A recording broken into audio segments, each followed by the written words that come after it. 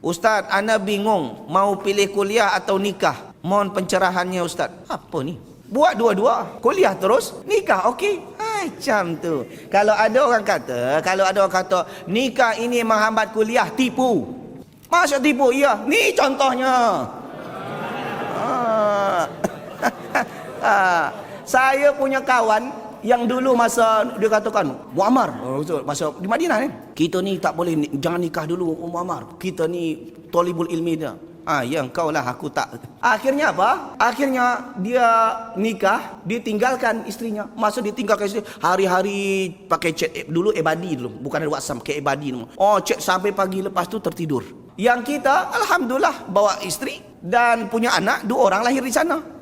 Akhirnya apa? Orang yang itu tu terlambat 1 tahun. Saya lebih dahulu setahun tamat daripada orang tu. Bukti sampai doktor, aman ya. Tak ada pun cerita nikah menghambat kuliah, tak ada. Ini adalah penakut je ni. Okey?